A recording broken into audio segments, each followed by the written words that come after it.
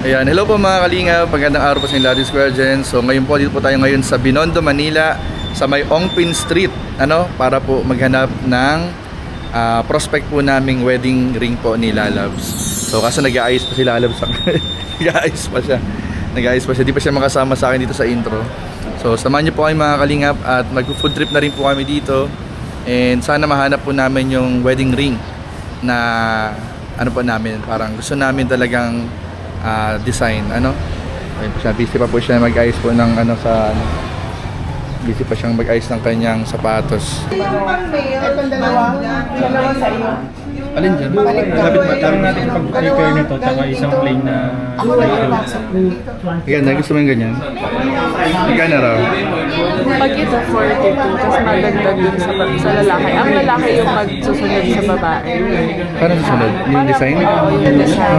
Maganda. Maganda. Yung price lang talaga. Yung masakit. Nasakit talaga ang price. Grabe guys, sana si Lord na lang ang bahala mag-provide. So ayan mga kalingap, dito kami ngayon nilalab sa Wying Fast Food. Ayan, subukan namin yung mga pagkain. Ano mga in-order natin lalab? So, ito po ay siomai. Siomai. Tapos ito, hakaw. Ano to? Hakaw. Kakaw? Naman niya ay shrimp. Ay, shrimp. Tapos Masarap ito, yan. pork. Pork. Tapos ito naman, Chow fan yata nila.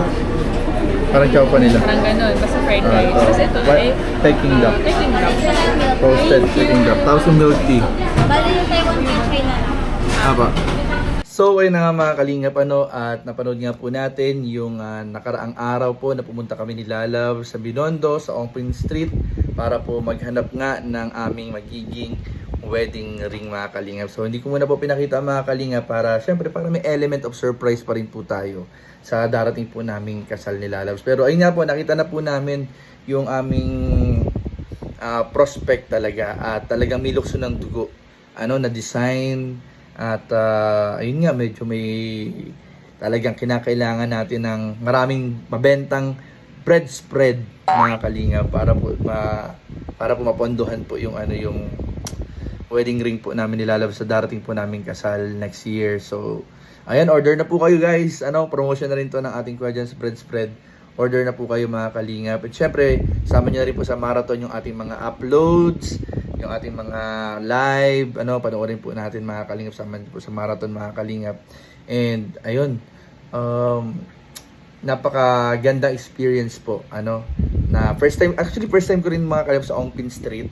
First time namin mapuntahan yung kinainan namin na napakasarap, yung Peking duck, ang sarap po, yung authenticity po ng lugar. At yung mga pagkain, napakasarap po. Kaya kung kayo po magagawi sa Metro Manila, punta po kayo, Binondo mga kalingap, mag-ano po kayo mga kalingap, mag-review, mag-try po kayo ng mga iba't ibang klaseng pagkain at explore nyo po yung buong lugar para kayo nasa ibang bansa mga kalingap. And ayun mga kalingap, another challenge lang din talaga mga kalingap dahil papalapit na nga rin po yung kasal.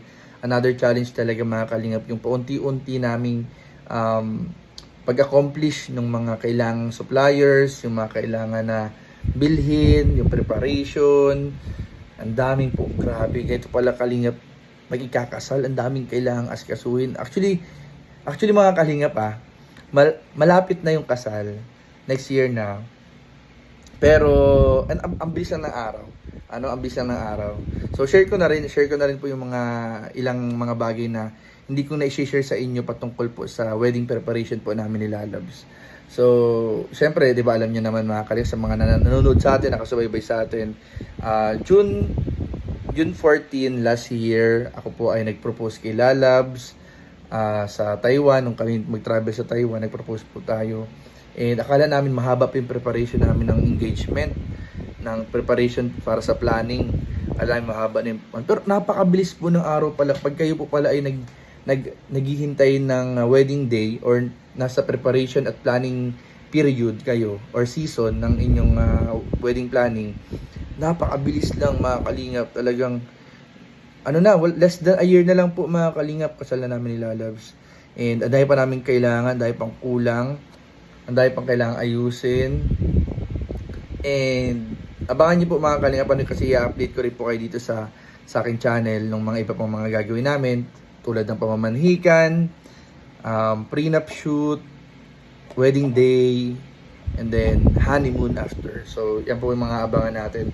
And yung mga paghanap po namin ng iba't iba pang mga suppliers, at pag-invite natin sa ating mga entourage, pag-invite sa ating mga ninong at ninang, paghanda ng mga kailangang gamitin at i-prepare sa darating na kasal. So mapapanood po ninyo yan dito sa ating YouTube channel. Kaya support din po mga kalingap ng ating mga uploads dito sa wedding update or wedding planning update po natin hanggang sa mga susunod pa mga video na tungkol po sa aking personal life.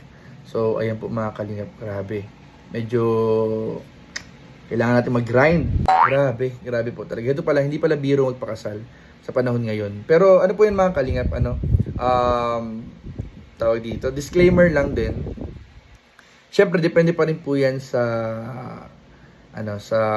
yung mag-asawa or sa magiging sa couple yung kanilang magiging wedding. Syempre no pressure naman po mga kalingap sa mga magpapakasal, no pressure sa mga couple. It depends pa rin sa preference ninyo kung paano nyo yung nilook forward ninyo magiging kasal. Syempre ang kasal po ay hindi naman kailangan sobrang grande, hindi naman kailangan na sobrang magastos, hindi naman po pagandahan talaga ang kasal, hindi naman po talaga pabonggahan ang kasal.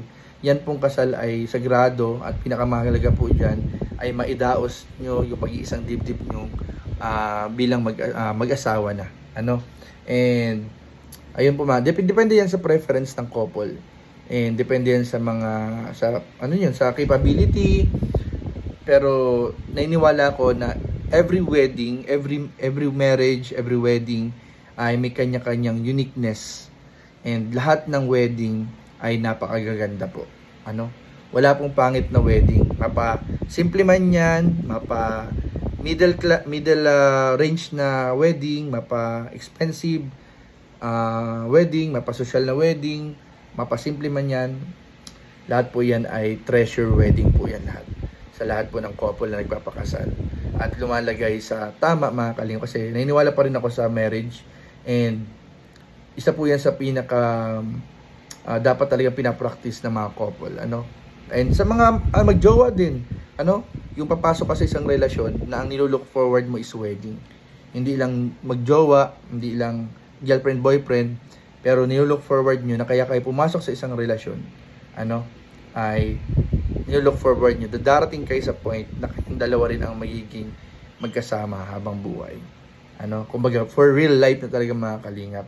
Kaya ayun, parang love guru na tayo minsan mga kalingap. Pero ayun, totoo po yun.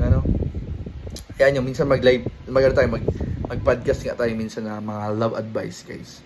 Pero ayun mga kalingap, and sana po nag-enjoy kayo sa aking short vlog. Hindi ko kasi na-video masyado guys dun sa sa tiningnan namin mga kalingap, kasi bawal pala mag-video sa mga bilihan ng jewelry. Pero sa mga bibili po ng mga jewelry sa Ongpin Street, sa Binondo, sa mga bilihan, siguraduhin niyo po na legit po yung inyong mabibili, o titingnan, i-check po mga kalingap, kasi marami rin po nagkalat daw dyan na mga fake. Pero yung pinuntahan namin, yung Mayfair, isa yan sa nabasa namin sa Reddit tsaka sa internet, sa social media, na isa sa mga authentic po na nagbebenta po ng mga gold, na jewelry or wedding ring.